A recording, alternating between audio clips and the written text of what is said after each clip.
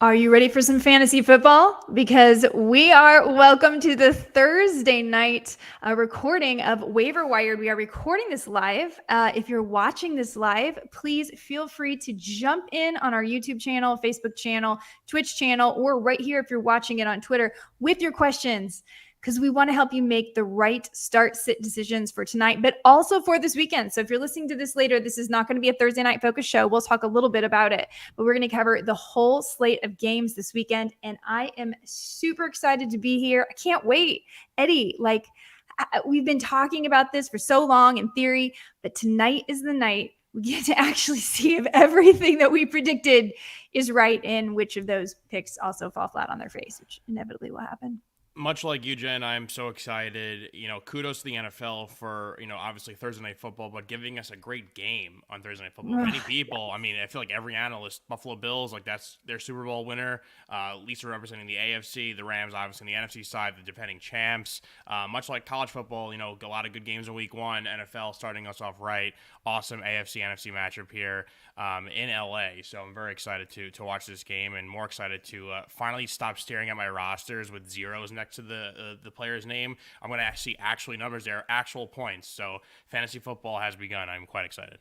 I am quite excited too. How many drafts did you do this weekend? It's definitely the biggest draft weekend of the year. How many did you do? This week, I have 3 total that I'm keeping my eye on. I did 2 this weekend, one being my main league from home, which I've been with my friends for like 15 years. I'm getting very old. Very happy with that draft. It's tough, as I'm sure you've done tons of league gens. Like, you going in there thinking, I got to get running backs early, and they're going, especially in a league with keepers, and you're missing these guys, and all of a sudden the big receivers are gone. If you have a later in the first round pick, you start to scramble. But all things came out smoothly. I was very happy with it.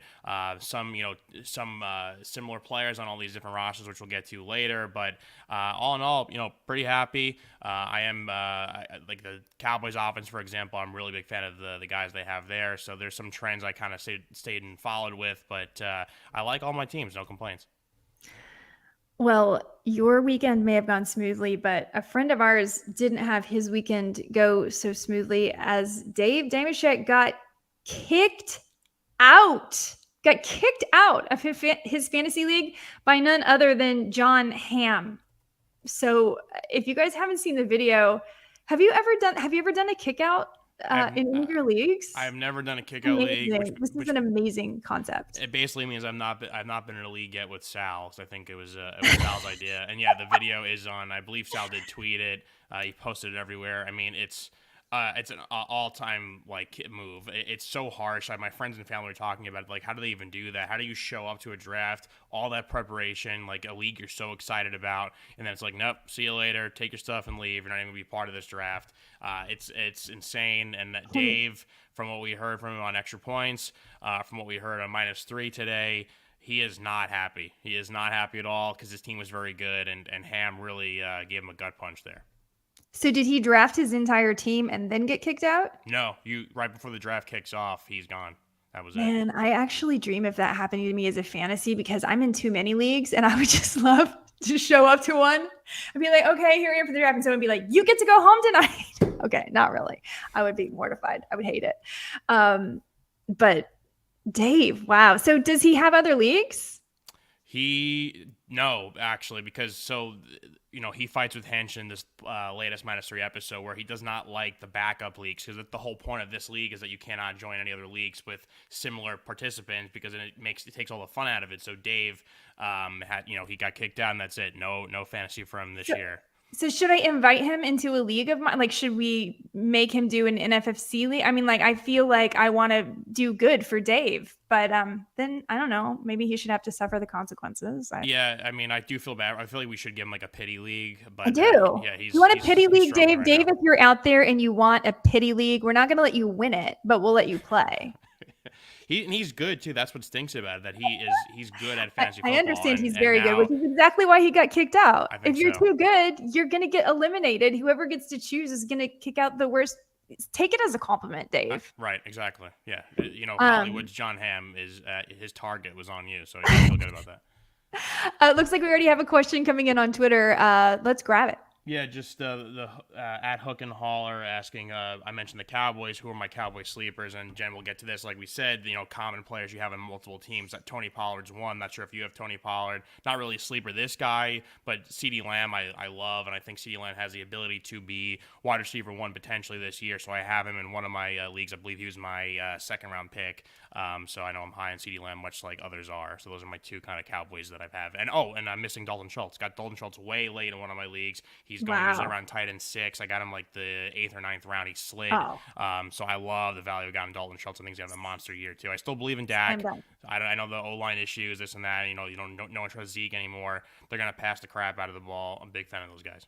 Slam dunk. Yeah, Tony Pollard, a great value pick this year. I think they'll be using him more in the slot, especially with question marks as to get Michael Gallup when he returns, etc. Another kind of deeper sleeper, I'm sure a lot of people have heard about Jalen Tolbert, made a few waves in preseason. And then you want to go even a little trickier. If you're in one of these 16 team leagues, Noah Brown, baby. Noah Brown. So there are lots of options there in Dallas. Of course, the news came out today that Dak Prescott has an ankle injury, which as a Cowboys fan has me freaking out because the story is it's from uncomfortable shoes. So, I mean, I don't know. I've worn a lot of stilettos and I understand about uncomfortable shoes and I understand more about like toes and heels hurting than ankles. Like there's ways to practice for this, Dak. We could just have you practice in high heels and it will strengthen your ankles because trust me, women have very strong ankles from this. So I'm hoping that that's true because Sunday Night Football, it was a great opening game for them last year to have the Tampa Bay Buccaneers and Cowboys back at it with the Cowboys, last I checked, favored, which is interesting, is exciting for me. And I drafted my first share of Tom Brady last night in an NFC high stakes league, the one I'm doing with James Roday to sack cancer. And I took my first Tom Brady and my only Tom Brady. And I'm hoping that Giselle, or he has, she lets him play. I hope she allows it. Or I hope he says I'm going to play anyway, just for Jen's sake. Well, and some good news in Tom Brady's life and yours too, by proxy, since you drafted him, is that, even though Giselle's mad at him, but it seems like Chris Godwin may be healthy enough to play week one. His status, he went from going to miss a few weeks, all of a sudden he's back, and I'm touting Mike Evans, but having Chris Godwin back that's huge for them. I still think it clouds my other receivers. Mm-hmm. I do have Chris Godwin in one league that's very important, but now I'm confused because I also have Mike Evans, Russell Gage, and Julio Jones. I have all of them somewhere because I was like, I have to have the receiver for the offense that threw for the most yards in 2021. Like I have to have at least one of them, and it depended on the value. So Godwin, I'm like on the fence. I was kind of like, can you just definitely set out 1 week so that I can know? Yeah. Just so that I can know. But yeah, that is good news. So sorry, Chris Godwin, I hope you play. I do hope you play. So let's hit some headlines. And then I want to talk about some storylines we're going to be watching in tonight's game and then some storylines for the weekend. Then we will hit some start sits in general. So if you're preparing your lineups, we're also I'm going to mention a few DFS picks along the way in case you guys are still building lineups at FanDuel or wherever you play, maybe a few player props in there. And at that point, I think you'll be tired of hearing from us and you'll be ready to just watch the football. All right, so hitting the headlines, I'm sure everyone's heard Mitch Trubisky officially the starter in Pittsburgh. Not a huge surprise, but Mike Tomlin was being very coy for a very long time. Finally, they did have to release a depth chart. It is Mitch Trubisky's job. Side note, somebody was asking me, about a defense to stream. And I was like, Bengals, because Mitch Trubisky, we don't know what's going to look like yet. So I kind of like them. They're very affordable in DFS if you need a defense. I would rather play the Bengals defense than the Bills defense. That was a question I got this week. So, think about that when you have a new quarterback, if you will. I know Mitch Trubisky isn't new, but he's new-ish, and he looked good in preseason. But Bengals are an affordable defense to stream. I will personally be watching in that game what the heck is going on with Deontay Johnson, Chase Claypool, and George Pickens, because the only thing I know is that they're going to have Najee running and carrying that ball as much as they can, even though he had LaFranc surgery and his foot's probably busted up, he's going to be playing. That I can count on. But as for the receivers, I don't know about you, but every draft I was in, Deontay Johnson would come up and be like, I know he's good, but it's a new quarterback, and I just feel nervous about it. He drops the ball a lot. And then what's with Pickens and Claypool? What's the hierarchy? Yep. This is not a surprise that Mitch Trubisky's starting. I think it's probably the right move, but I don't know if it's ultimately the best move because Pickett has shown a lot, and I do think that division is it's a strange one to look at because you'd think it's going to be very competitive, but who knows really with the Browns the way they are, and then obviously with the Ravens pretty one dimensional. So to me it's like, do the Steelers really want to go for the home run and put Pickett in immediately and win? That could be better for fantasy terms. I just hope that Trubisky does enough that Najee Harris isn't kind of like what he was last year. It was a lot of volume, but not a lot of yards per carry. You want to see him to get involved as much as possible, but I don't want defense stacking the box and making his life a living hell. Pickens and draft is going very, very high. I believe we were talking about that a week or two ago, that he's going super high, way, way, way higher than he was at the start of the offseason. And Deontay Johnson did kind of slide a little bit. I did take in one of my leagues that he went a little bit after his ADP, so I was fine with it. I mean, he should be the number one option. They're a great organization. Mike Tomlin does never have a bad season with this team. I think Trubisky can get the ball to his receivers. He's not going to go above and beyond. But I also, if I had to make a prediction, I also think Kenny Pickett sees a lot of the field this year. Like I see that he plays. I think later in the season. I do too. Even if they're near 500, I just feel like they want that jolt. They want to have a guy with the live arm, the new pick. This is just a stopgap with Trubisky. So I think the Steelers' offense and fantasy terms will kind of shift as the season goes along. I completely agree. Again, if you're tuning in just now on YouTube, Facebook, Twitch, or Twitter, please jump in with questions. We will be taking them live to help you with any start sits you have for tonight or for this weekend. Okay, Zach Wilson out until week 4, but I don't think that's the biggest news for the Jets. I think we kind of expected that. I think the biggest news for the Jets is that Breece Hall is listed second on the depth chart. Now, if you listen to Waiver Wired on the Extra Points Podcast Network, we told you that Breece Hall was someone who was being drafted like he's desert heat, and he's probably going to end up sort of lemon pepper. And the reason why is because, first of all, the Jets running back room combined for about 1,200 yards altogether last season. And number 2, Michael Carter didn't die. In fact, not only did he not die, he seems to be RB1 according to the depth chart and according to the good reports we're hearing as far as the season. Now, obviously, we got to put our eyes on this, but no matter what, as far as starting, really either Michael Carter or Breece Hall, you're probably not doing either this weekend. It's a tough Baltimore run defense.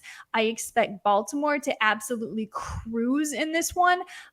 You got Lamar in a contract year facing a team that gave up the most rushing touchdowns last year to opposing teams. It's just such a smash spot for Lamar. You can get Rashad Bateman for a really cheap price on DFS. Lamar's in a contract year. You know what he's fighting for. And it just makes a lot of sense. So you're not starting Breece Hall or Michael Carter unless you're in a very deep league or maybe in an extreme flex position. But just remember, you heard it here first on Waiver Wired. I think maybe even a couple weeks ago, and we said Breece Hall drafted like desert heat. It's going to end up lemon pepper. He's going so high in drafts, and with this depth chart thing, I'm not entirely sure how much it matters. Like, obviously, we know Michael Carter is going to be involved with the offense, but I wonder in years past, we went through Bill Belichick's running back depth chart, how many times the third guy led the game in rushing that week. The Jets wouldn't have drafted Breece Hall where they did if they didn't want to use him, but it definitely is cause for alarm. with in terms of week 1 versus the Ravens, I totally agree with you, Jen. Like, I think the Ravens are going to blow the doors off them. Obviously, no Becton, no Zach Wilson. It's Joe Flacco. And, the Ravens are going to be a good team. And then just game script, like, the Jets aren't going to really need their running backs. They're going to be down a few scores. Like, I know the spread right now is, like, I think it's a touchdown. I see the Ravens winning by multiple scores. So I don't, they're going to just game script out of the game. You don't have Flacco throwing deep balls. So maybe the Jets receivers, that's a thumbs up. But in terms of the running backs, I'm not feeling this week 1 game versus Baltimore. Yeah. Elijah Moore, go for it. 100%. I mean, I'm all in on Elijah Moore this week, and I have him in quite a few leagues. And maybe like your flex. Speaking of flex, let's talk about that.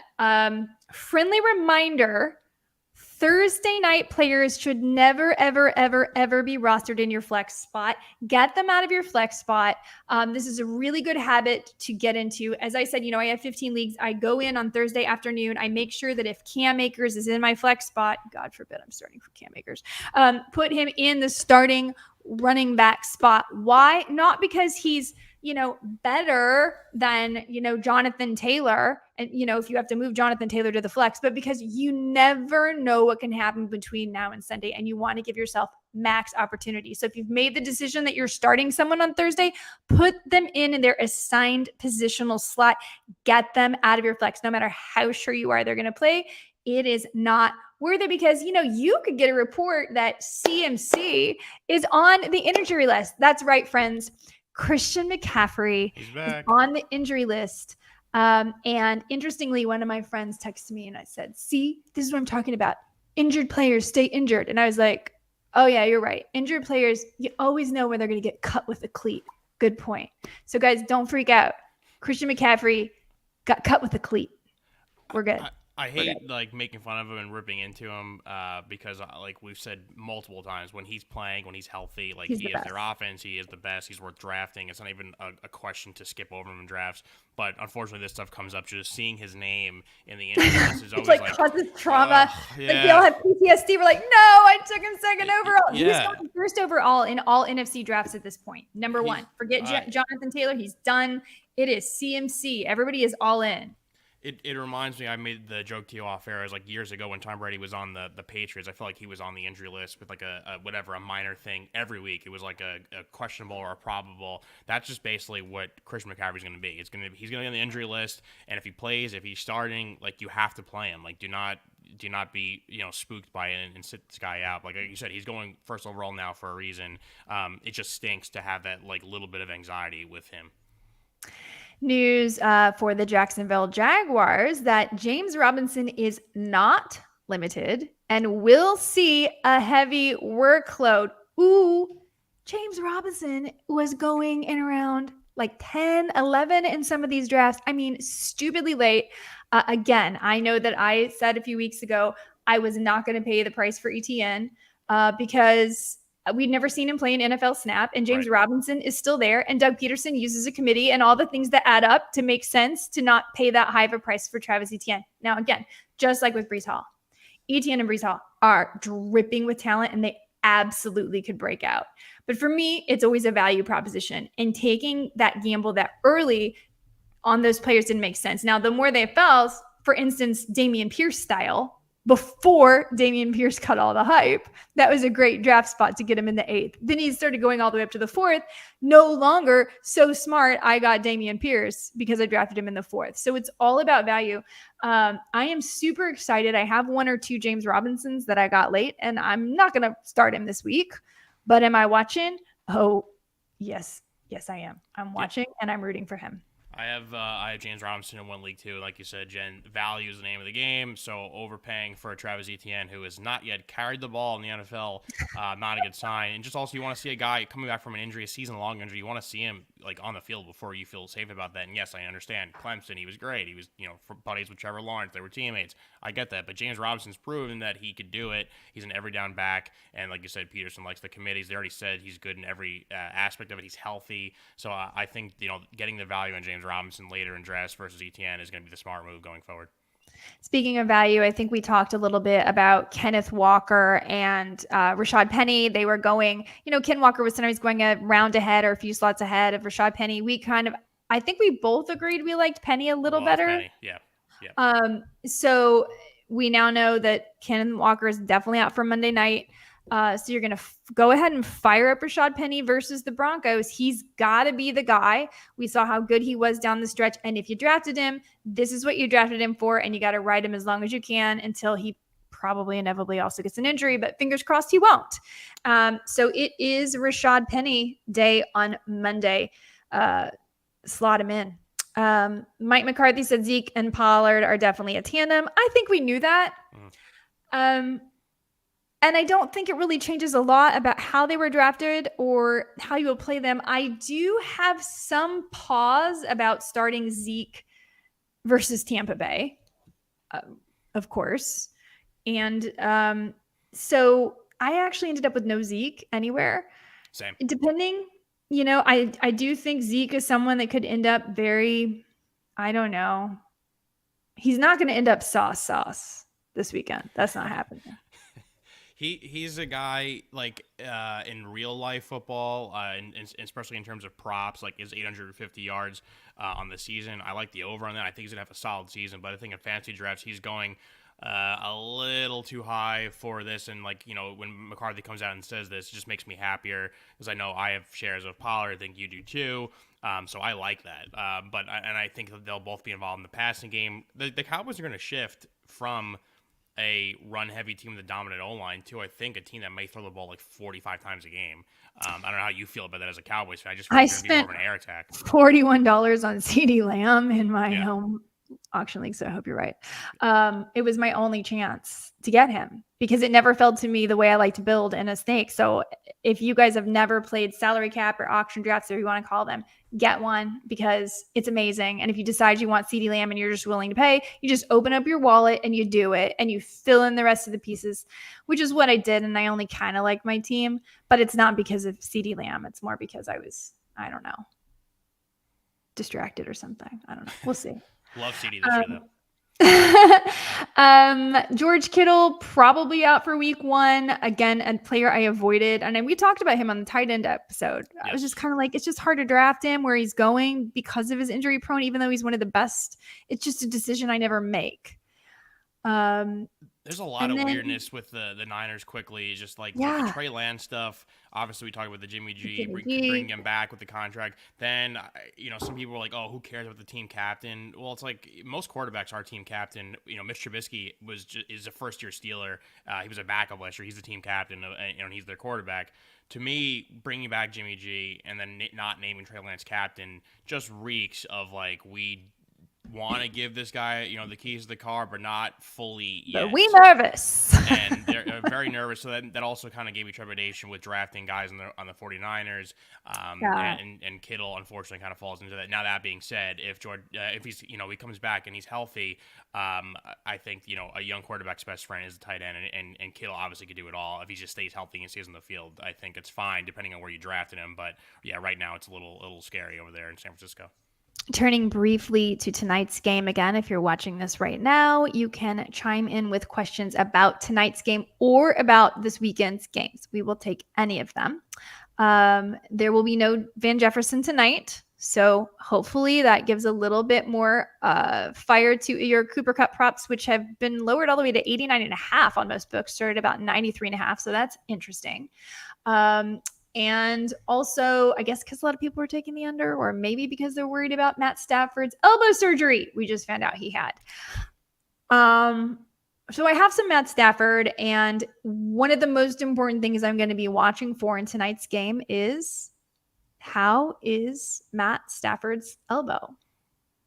What's with this recent trend in the NFL? It reminds me of like the NHL where they don't tell you about the injuries. Like Daniel Jones' neck surgery, it's like, oh, that comes out weeks later. Matt Stafford, like weeks later, came out like they're just going to keep injuries from us because now, I mean, we're drafting guys not knowing they had these procedures done. It's like, oh, yeah, that could ruin the entire season. Like I luckily don't have any Matt Stafford, but finding this out a couple hours before the NFL season, kicks off is pretty interesting to me. He's my backup for Tom Brady in my high stakes league. So Giselle, please be nice to Tom. We have a question from Twitter. Let's grab it. Yep, we have one from El Tiburon 9000 with Deontay Johnson questionable. Should I start Allen Robinson tonight instead of him? I would. Personally, I really like Allen Robinson tonight, but it's a tricky question. Deontay is often listed as questionable, and he ends up playing. I feel like that happens like every week with Deontay. That being said, I'm kind of buying into Allen Robinson. So unless you have a third option on Sunday that's as good as Allen Robinson, I'd play Allen Robinson tonight and not in the flex. Yeah, I don't have any Allen Robinson. I don't have to worry about any decisions for tonight. I do have Deontay Johnson, so fingers crossed, hope he plays. But I do like Allen Robinson this year on the Rams. I think he's going to make a huge impact, and honestly, just giving Cooper Kupp like a break to not carry the team, I think is huge for the team going forward. So I play in this all women's league with like Cynthia Freeland and Lindsay Rhodes and Summer Sanders and Michelle Beisner-Buck and like all these, celebrity Brandy. No, Brandy Chastain isn't in it this year. But anyway, you get right with Stacey Dales. You get right going with this. And so I have Josh Allen in that league, and it's a super flex. And I need Josh Allen to come through because like I'm competitive with these ladies. Like the men, they're easy to beat. The ladies, they're much harder. So I need Joshy to come through for me. And my super flex quarterback is the other guy. And we'll talk more about this. I have on I went back through all my rosters and there are certain players, I have so many of them. It's Russ Wilson. And this weekend, if you guys have Russ, he needs to be so fired up because of this revenge game narrative. You get Russ. If Russ doesn't just explode this weekend, I'm going to be so disappointed. I think that game, he's going to, we were talking a little bit before Rashad Penny. Like, I think he may have a decent game. So I feel like Geno Smith's going to just dump it off to him when there's no guys downfield like that are open. It's going to be a miserable year for the Seahawks. And I think it's going to start off with Russell Wilson throwing like 4 touchdowns. I could see him having a monster game. I think if you have the receivers there, you're going to be in a lot of luck. If you have Russ, you're going to have a lot of luck. He's going to have a ton of yards. I think the Seahawks they're obviously in the conversation for a top 2-3 pick. And I think, this that article that came out too about him and how he was just so pissed off and the kind of the Seahawks front office and Pete Carroll are kind of going against him. They wanted Josh Allen, they wanted Patrick Mahomes in the draft. Meanwhile, this guy's coming off like an MVP campaign, and also that losing that Super Bowl the way they did. That's always been a story around Seahawks players that's kind of stuck with them. So this has been built up for years in Russell Wilson, and now he has a team with 2 dynamic receivers, a great running back tandem. Denver hasn't got a lot of buzz lately. A lot of people like the Chargers, and everyone talks about the Chiefs. Like, look out for them. I think they're gonna have a huge, huge game Monday night. I'm very excited to watch that one. I'm getting texts with start sits, and all of you that are texting me, jump on this live stream right now. I'm not going to answer you. That's the last one. We're done. You jump on this live stream right now for your answer. Yes, start Tony Pollard over Devin Singletary. Okay.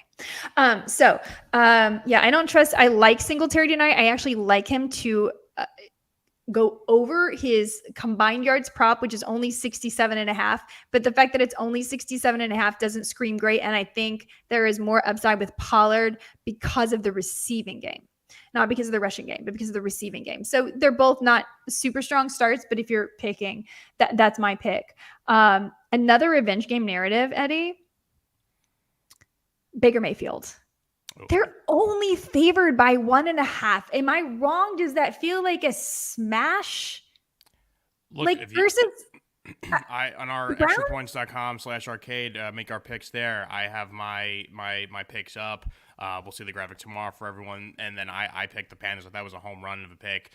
Look, Baker has something to prove. I've still been a believer in Baker. He was injured all last year, like a serious left shoulder. I know it's on his throwing shoulder, but a serious injury all last year. You're not really going to get me fired up by starting Jacoby Brissett. And yes, I understand the Browns are talented at a lot of positions, but in this league, it's a quarterback league. You need a quarterback to win. I think Baker has something to prove.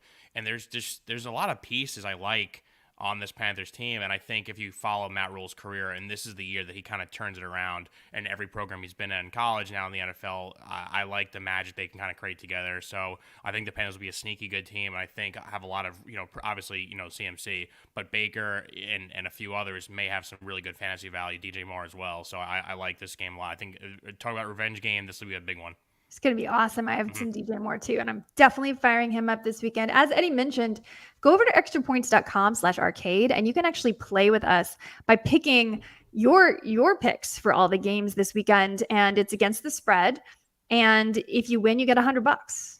And if you don't want to play that, you can play our prop quiz or our pop culture quiz. Mm-hmm. If you win either of those each week, you get a really cool gold hat, which I have yet to win, and I'm not bitter about at all. Yeah, same. Same. Ugh. Anyway, moving along.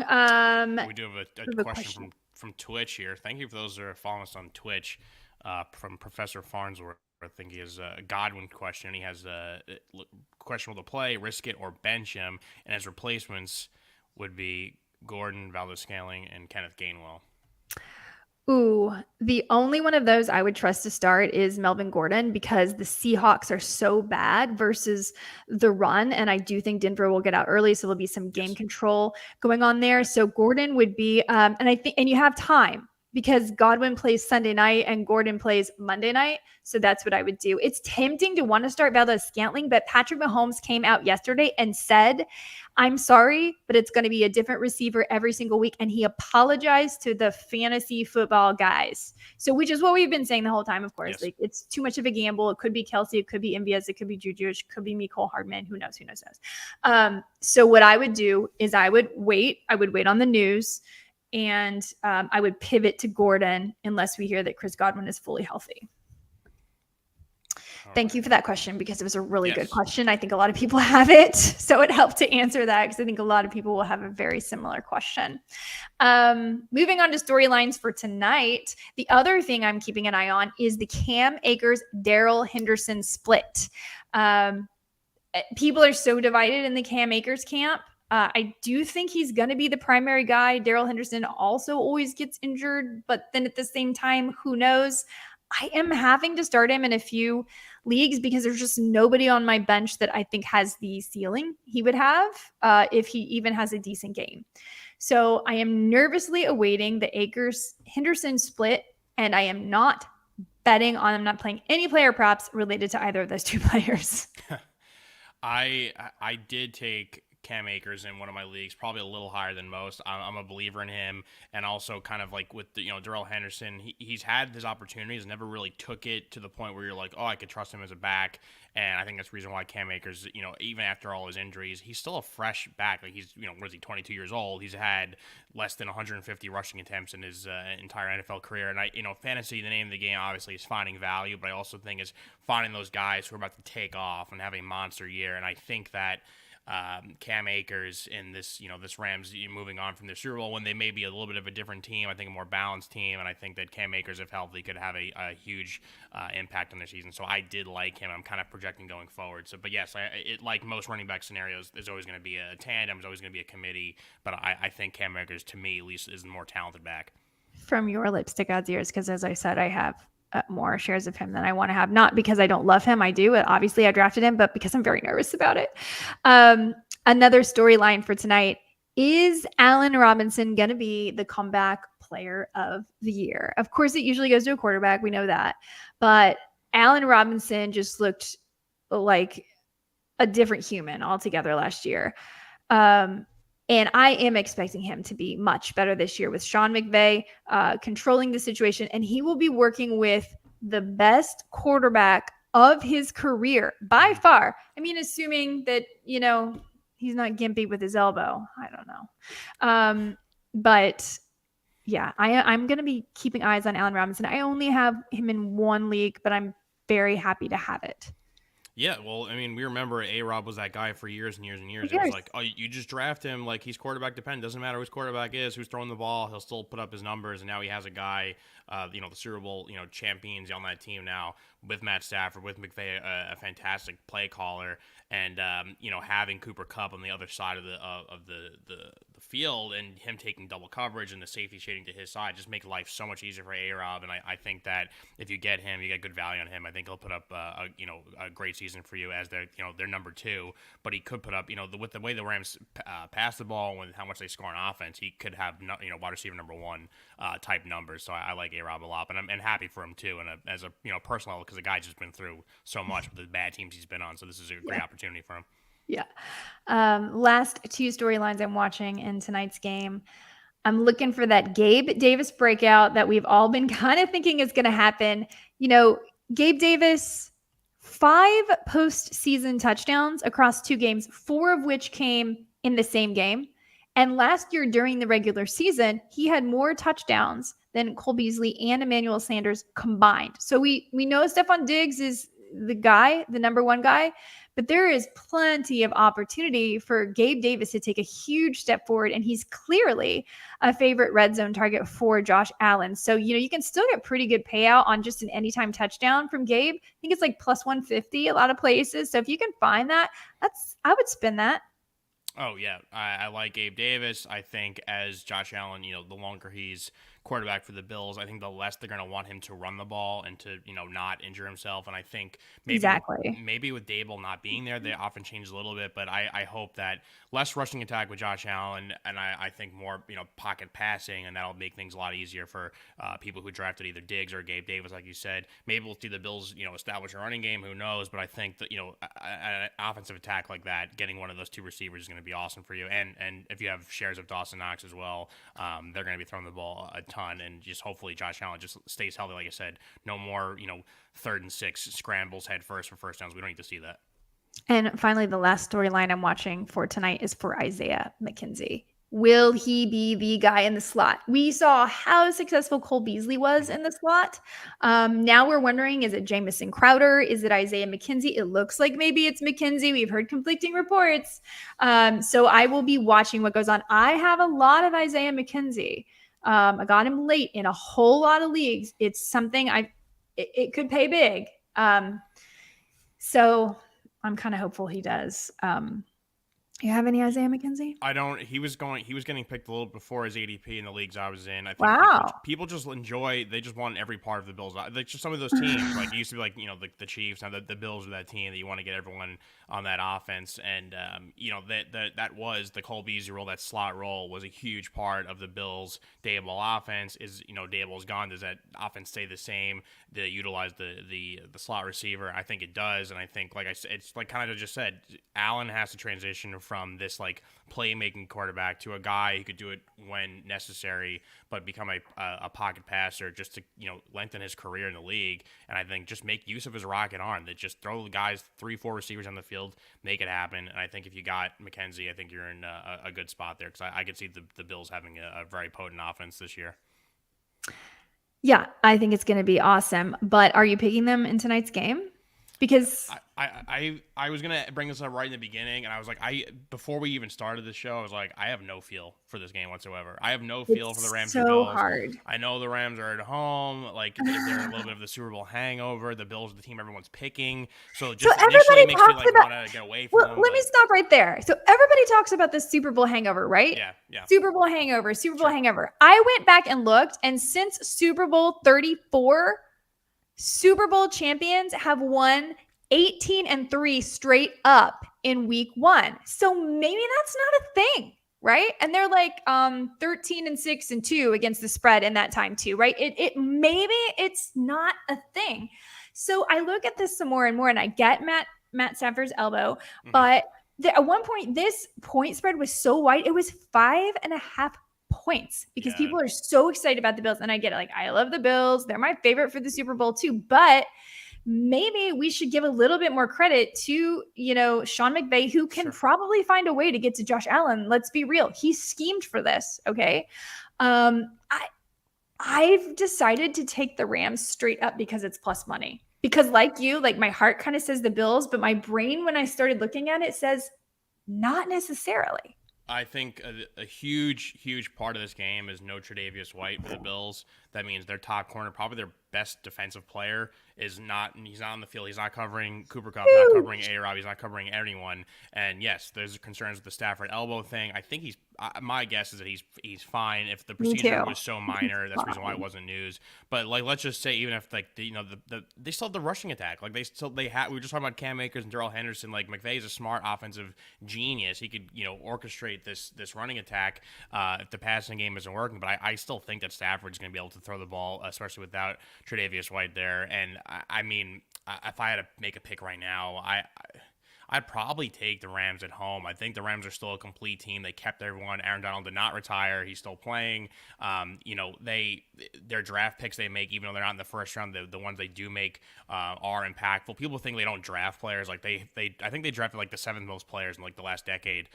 So they still find a ways to get players and add to their roster. I think the Bills they're probably the top two team in the AFC, but I think they may struggle with this game tonight. I think the Rams are still pretty good, so I'm going to go with the Rams. Against the spread or straight up? No, I mean, I'd probably take the points, but I mean, I'm not. So I think for our contest, I took the points because we play against the spread. Right. But like I decided, I use this app, guys. If you don't have this app, it's called Sharp Rank. It has a bunch of us that put, and it keeps us like honest. It tracks all our picks and gives us like a grade, and it ranks us. So I made that pick in there. Every time I make like picks in there and I do it for baseball, football, I get very nervous because everybody can see it and it like ranks you and grades you. But it's very cool. So I don't know. Check it out, Sharp Rank. And also, Jen, am I crazy, or when the season started last year, didn't everyone say like, oh wow, all these teams look rusty, and they look rusty because none of the players played in the preseason? I mean, so I think we could see some wonky kind of football going on the first few weeks. Oh, absolutely. The Rams never really have their guys in any of the preseason action, which I guess goes against my point. But I just feel like there is like the monkey's off the Rams' back. They're playing at home. They're more relaxed. It's week one. The Bills had to go on the road. So I could just see the Rams winning this game, and the Bills may lose it, but it's not going to be a blowout. It'll be one of those games they'll just shrug off later in the season. Like, don't worry, Bills fans. They're gonna win. Do you remember when the Saints like crushed Aaron Rodgers in their first game last year? He didn't even score a touchdown. It was like 33-3 or something stupid like that. Right.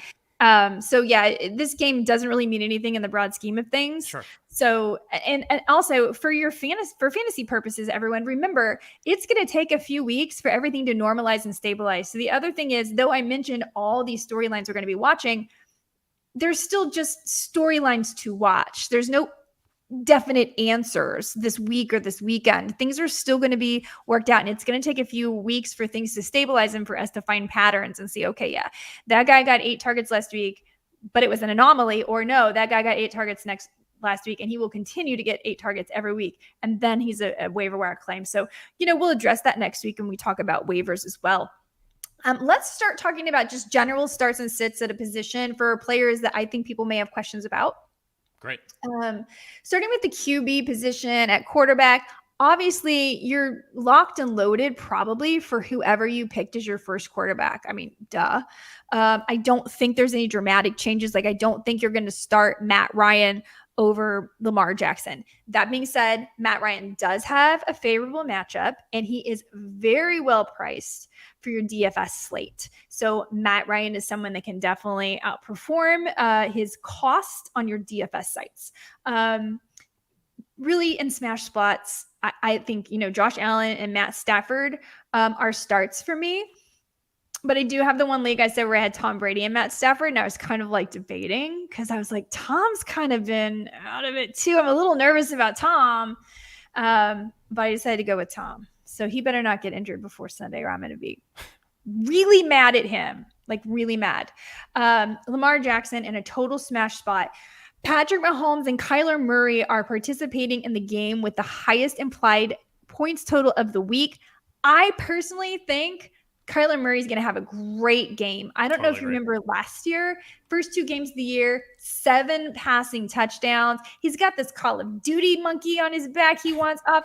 He's got Marquise Brown, his buddy from college. It's going to be a shootout with Mahomes. I kind of feel like the Cardinals even upset, to be honest. I picked them. I'm with you 100%. Yeah. I'll let you in on my secret. I picked the Cardinals to reach the Super Bowl this year versus I did Cincinnati too. Bengals. Did you pick Bills Cardinals? No, I picked Bengals Cardinals, and I picked Bills Cardinals. I believe 9 games last year the Cardinals scored over 30 points. They're just adding. I know Rondale Moore might be injured apparently, but if he's going to miss a little bit of time, they could survive that. They're going to get D-Hop back. Like you said, they have Hollywood Brown. They have the running backs. James Conner was a great addition for them last year. I love the Cardinals this year. I like them to score a ton of points. So if you have anyone in fantasy, it's great. And then the other big thing, with the Chiefs is they may have one of the most interesting kind of stories to watch, is because we don't know what this Chiefs offense is going to look like yet. This is not the Chiefs offense the last few years with Tyreek Hill. I mean, really the only constant is Travis Kelce. Are they going to run the ball a ton with CEH and whoever else they have back there? Who is the guy at the receiver position to take over for Tyreek Hill? We don't know that yet. Is it MVS? Is it Juju? We don't know. According to Patrick Mahomes, it's nobody. It's no one. So that's everybody. what I'm saying. It's everybody a crazy. Is somebody. Somebody is everybody. It's going to look messy for the Chiefs, I think, for the first few weeks to figure it out. And I think the Cardinals, they started off so hot last year, and I think that to me indicates more of what that team could really do, more so than how they kind of tailed off at the end. Yeah. So I'm a big believer in the Cardinals. And remember, they lost DeAndre Hopkins towards the end of last year to the injury, and this year they'll be regaining him. So it just seems to work. In my mind, it works. And they're like 14-1 to make it to the Super Bowl or to win the Super Bowl. I have to check. As far as who's you're sitting at quarterback this week, guys, I don't think this is the week to bet on Tua Tagovailoa versus the Patriots. I could be wrong, but I'm not feeling it. I feel like Belichick's going to give him trouble. Last year in the opening game, it was like 17-16. Yes, the Dolphins won, but by 1 point. It was a low-scoring game. And I just think that Belichick's really going to be out to get to Mike McDaniel too. Totally. And Mac Jones, he actually ended up being quite a good quarterback down the stretch, and he's entering his second season with the same weapons. He's going to have Jacoby Myers.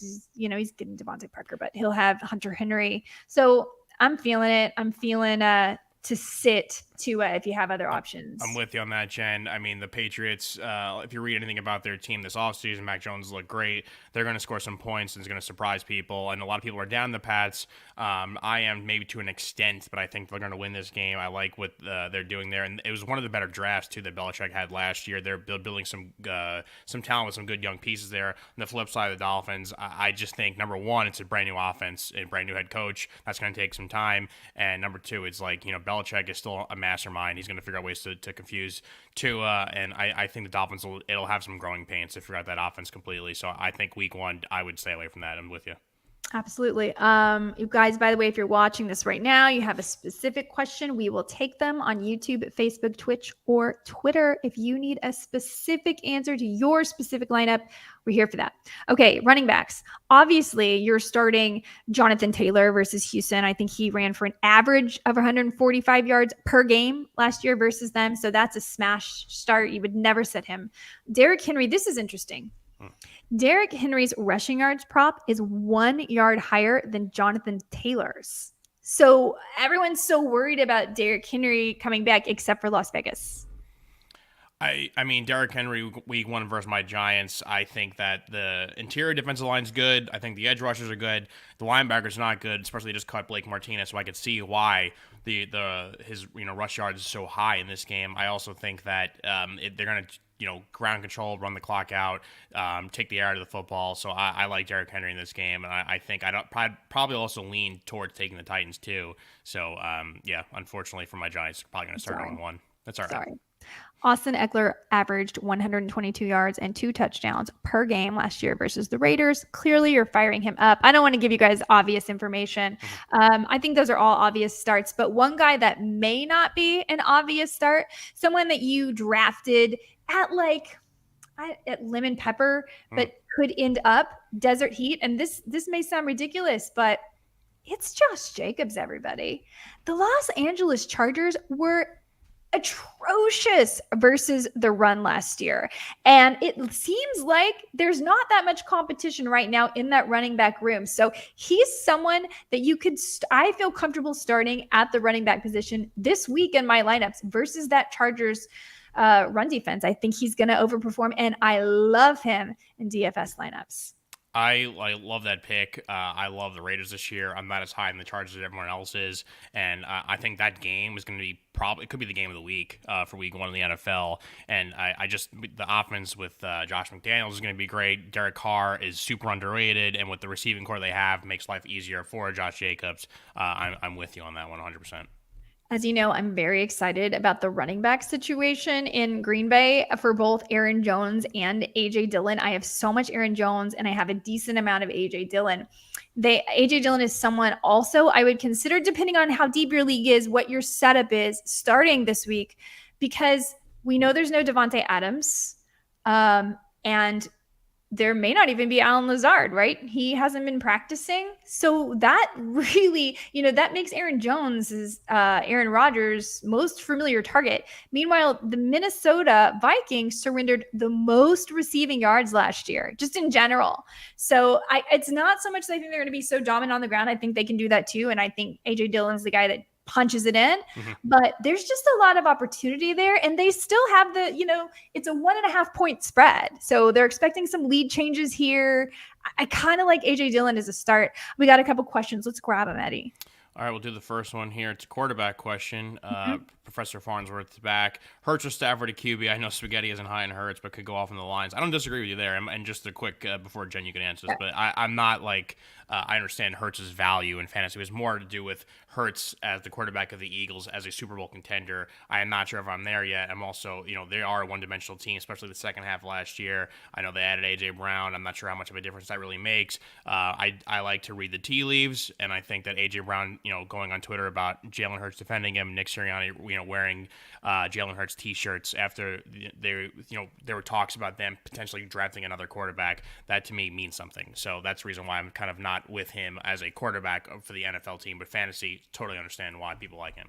So let me tell you why my answer is Jalen Hurts here. Besides the fact that we know that maybe Matt Stafford has the elbow, and I do like the fact that it is the highest game total of the week, but it's pretty high for Detroit as well, Detroit and Philadelphia.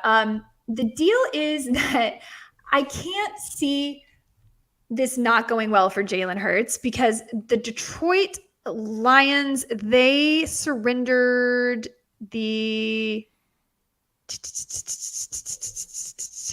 I think it was the 4th most rushing yards overall to opposing teams. And they also allowed a lot of passing yards. So no matter what, whether it's A.J. Brown, whether it's Devonta Smith, whether it's Jalen Hurts himself running it in, I just don't think that the Detroit Lions are going to be able to bite enough kneecaps to keep this game really even close. And I just think Jalen Hurts, the way that he plays, the style of how he plays, and because Detroit is so bad versus the run game, that just equals fantasy points. So Rodrigo isn't going to stop Hurts at every time he rushes the ball? The number 2 most popular selling Lions jersey? Rodrigo. Yeah. I've never even been called that, man. With his new cowboy outfit. Yeah, he's... I actually am on the Eagles this week. I'm going to try, but it's not going to work. Sorry. Yeah, I'm with you. And then we have a second question here from YouTube. Jeff Bruce, thanks for typing in. Deontay Johnson question again. He seems to be hot in the streets. Yeah, Deontay Johnson is a really tricky one because... as I mentioned, he is constantly, from what I recall, on these injury reports until the last minute and then playing and having a good game. But we also don't know how he's going to be with his new quarterback. So I don't love it. If Deontay Johnson is out, I think you're safe to start Pickens. But I would go with Olave because I think he is going to be the guy for New Orleans. And I know Michael Thomas might be healthy, might be practicing. But I would go with Olave if I were picking between the two, but also you could go with Pickens. But, ideally, if Deontay Johnson starts, you start Deontay Johnson. So have to wait for Sunday morning, I guess. I would not start Pickens if Johnson is starting. So if you're concerned about Johnson's shoulder, which I completely understand, I would just switch and go to Olave. All right. Thanks again for writing in. Again, YouTube, Facebook, and Twitch, Extra Points Pod. Write us in. We can show the questions live, and if not, Twitter. Yes. We have them. We can read them live there too. Exactly. So appreciate everyone that keeps doing that. Yeah, bring them over, guys. We got about 5 minutes. Let's hit the wide receivers. Wide receivers to start. Michael Pittman is in such a good spot this weekend versus Houston. Obviously, you're all starting him, but perhaps one of my favorites for this week is Marquise Hollywood Brown. We already went into that. He is so inexpensive for DFS slates too, guys. So just pair that up, throw in some Zach Ertz there. He's a value. I love it. Throwback some Chief from the other side, get those virtual points up and smash it. Christian Kirk is in a good spot. You will want to start Christian Kirk this weekend. Rashad Bateman, great spot versus the Jets. No Hollywood Brown. It's a great spot to start him. And I do like Chris Olave this week too, actually. The matchup's good. As far as sitting, it's hard to start it's hard for me to start any of the Pittsburgh Steelers, to be honest. I'm really struggling with what to do. I kind of want to watch them. Deontay obviously is the guy you drafted first. If they say he's fully healthy and he feels good, it's hard not to start him.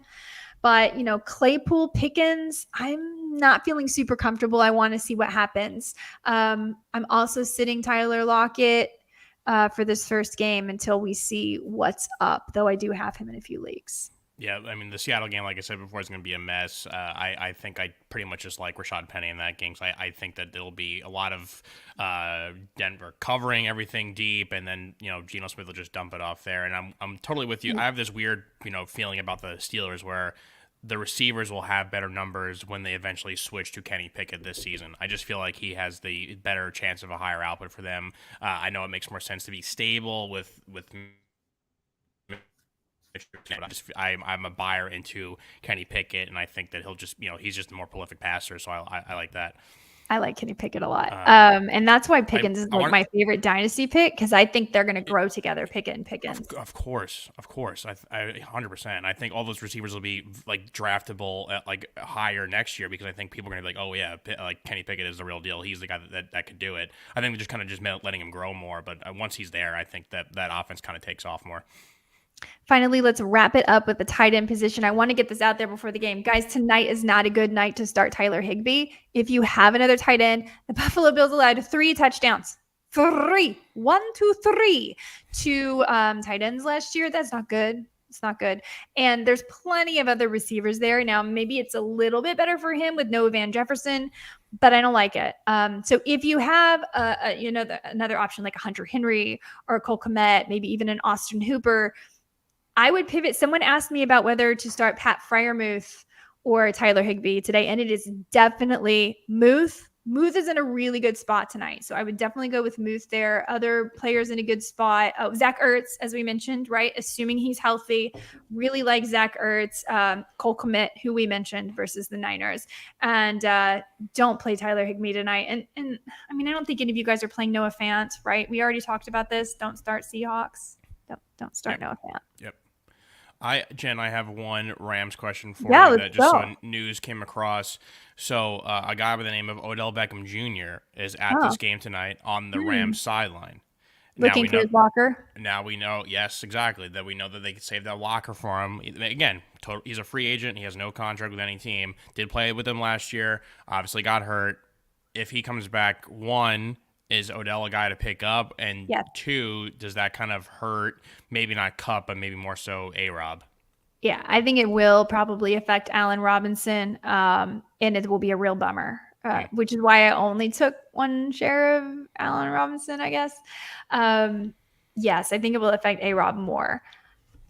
That being said, you can't blame the Rams for wanting to have as much depth as possible. It's possible that it's Van Jefferson that gets shorted a little bit. Right. But we'll see. It's very interesting. I mean, OBJ is not going to be at full strength for a little bit, right? Also at least 6-7 games probably. At least, yeah. It was an end season injury, yeah.